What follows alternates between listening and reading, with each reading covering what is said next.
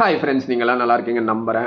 Early morning 6 o'clock alarm வச்சுட்டு snooze பண்ணி வந்து பார்த்தீங்கன்னா 8:30 மணிக்கு எந்திரிச்சிட்டு ஒரு நாள் வந்து பார்த்தீங்கன்னா நம்மளோட கேலரி ஃபோட்டோஸ் வந்து நமக்கு ஒரு நோட்டிஃபிகேஷன் சென்ட் பண்ணுது. போன வருஷம் நீங்கள் இப்படி இருந்திருக்கீங்க அப்படின்னு சொல்லிட்டு ஓல்டு மெமரிஸ் ஃபோட்டோஸை நம்ம ஓப்பன் பண்ணி பார்க்குறோம். அந்த டைம் வந்து பார்த்தீங்கன்னா நம்மளை அறியாமே நம்ம வந்து ரொம்ப அன்ஹாப்பியாகவும் ரொம்ப சேடாகவும் ரொம்ப ஒரு மாதிரி சோகமாக மாறுறதுக்கான வாய்ப்புகள் இருக்குது. ஏன்னு கேட்டிங்கன்னா அந்த தருவாயில ஒரு வருஷம் முன்னாடி நம்ம இப்படி இருந்திருக்கோம், நம்ம இவ்வளோ இதா இருந்திருக்கோம், ரொம்ப அரகண்டா இருந்திருக்கோம் அப்படின்னு சொல்லிட்டு ஓல்டு மெமரிஸ் அந்த இடத்துல வந்து என்னென்ன நடந்திருக்கு அப்படிங்கிறத வந்து நமக்கு திருப்பி கூட்டிட்டு போய் காட்டுது.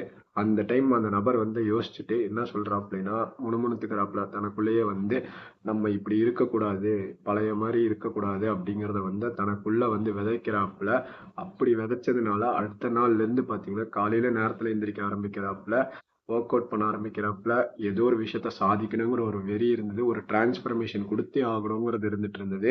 ரொம்ப முக்கியமா ஒண்ணே ஒண்ணு ஞாபகம் வச்சுக்கோங்க. நம்மளோட பழைய பாஸ்ட்டை போய் பார்த்துட்டு வந்தாதான் நம்ம போன வருஷம் எப்படி இருந்தோம், இந்த வருஷம் எப்படி இருக்கணும் அப்படிங்கிறதுக்கான ஒரு எடுத்துக்காட்டா இருக்கணுங்கிறது இருந்துட்டு இருக்கு.